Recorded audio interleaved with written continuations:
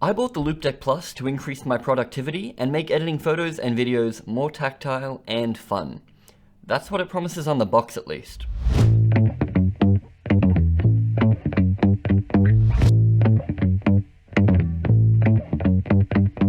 I've been using the Loupedeck Plus for about 6 months now, and I have a lot of thoughts about it and whether it's worth the price tag. So let's talk about its design, software, and whether it has helped my workflow. The Loupedeck Plus is the cheapest in their lineup and is really just a redux of the original design with a few extra buttons and better build quality. I chose it over the others because it's got the most buttons and dials for the cheapest price.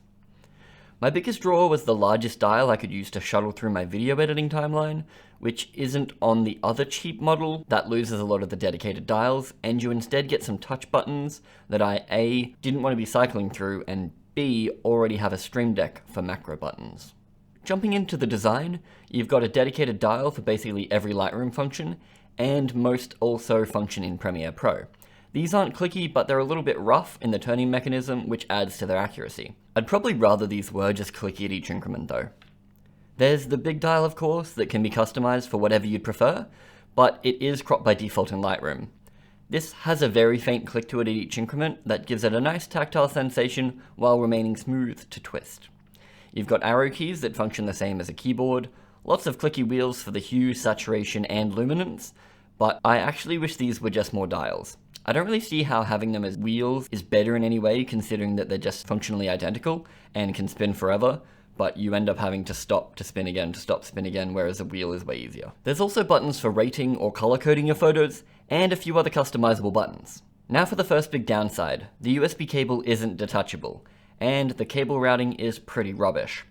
Overall, the build quality is completely plastic, but it feels pretty good. A big thing that might be a deal breaker for you is that it's just that, a big thing.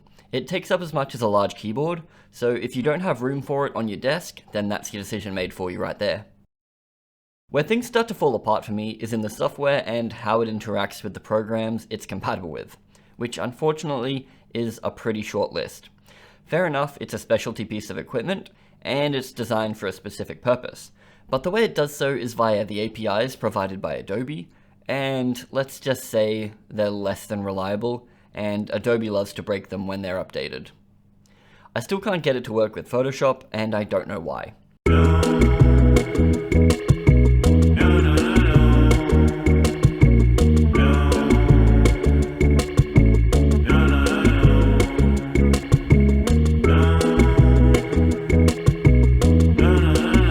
So I guess this isn't really Loupedeck's fault that Adobe and their decades-old code sucks, but it isn't really a point in the product's favor either.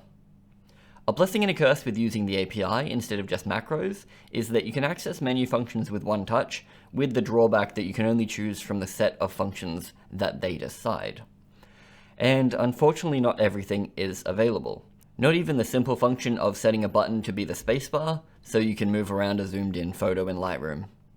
This could be easily solved if they let you choose between an API function or it simply acting like a MIDI device that you can input macros into like the Elgato Stream Deck lets you do.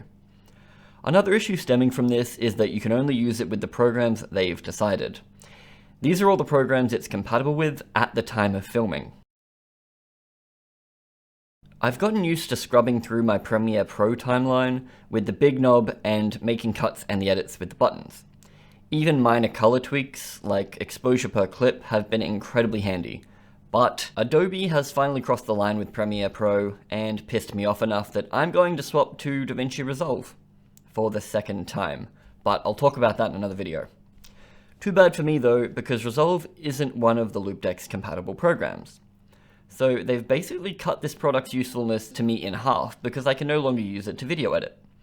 They could easily open this product up with more hotkey functionality or by adding Resolve compatibility, since it's a pretty big player in the NLE space now. Let's take a quick tour through the software interface. So, with the Loupedeck Plus, you're using the classic software, compared to the new one for the Live and the CT. This could be because it has Stream Deck-like buttons, or because they are newer products. I don't actually know. When you open it up, you're greeted by a representation of the Loupedeck, which allows you to click on each button and dial to assign the function, which is really nice. The GUI overall is pretty clean and appealing and pretty quick to get used to. Since the Loupedeck will only function in specific applications, first you have to select which application you're wanting to set it up for. These act kind of like profiles that it'll switch between depending on which application you have up, so what each dial does can be different for each program. Once you've chosen the application, you can now start to assign functions. Clicking on a button or dial will bring up a new window with the options you have. Buttons are simply what happens when you press it, or press it while holding the function button. The function button allows each button or dial to have a second function, exactly the same as function F1 on a laptop keyboard, for instance. Anyway, buttons are simple, but dials are also buttons, so they can be spun or clicked in, and you can customize each in their own menus here. Like I said earlier, the options are limited, but most things should be available. I'll run you through what mine do in Lightroom and Premiere Pro, so that'll give you an idea of the options you might have available. So does the Loupedeck Plus actually help your productivity by keeping your eyes on the screen and giving you tactile feedback? Kinda. Not really. It's a bit more fun, I guess.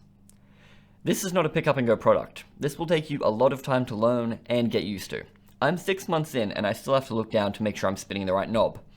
I guess they were going for a more ergonomic placement of everything, but to be honest, this just makes it harder to find and easier to forget where it is. And even if you can master the feel of it, and you never have to look down, there are still things you can't do. You'll inevitably be reaching for the mouse at some point, and then why should you go back and forth between the mouse and the Loupedeck, instead of just keeping your hand on the mouse and using the on-screen sliders? I think this is a very subjective thing that only you will be able to decide if it's right for you. Though I think that the percentage of people that will actually love this thing will be quite low. For me, I loved scrubbing through my timeline and making quick exposure or framing changes without having to dive into the menus, so I think I'll keep half using it, but I'm definitely going to be on the lookout for a product that better suits my needs. I like the look of the Monogram Creative Console and would love to get my hands on it and its much smaller form factor. I also like that the dials are just next to each other, as I think that'd be easier to learn and keep track of for me. If you do a lot of work where the menus aren't constantly on screen and clickable, like how Lumetri Color takes a few clicks to get into, then this product can really help you out, because it's a lot easier just to quickly turn a knob to change exposure, rather than several clicks to get into a menu. If that sounds like something that interests you, then maybe check it out. Otherwise, I think you should probably just skip this one. So what are your thoughts on the Loupedeck Plus? Let me know in the comments below and ask me any questions you have about it and I'll answer them the best I can. And you'll see me in the next one. See ya!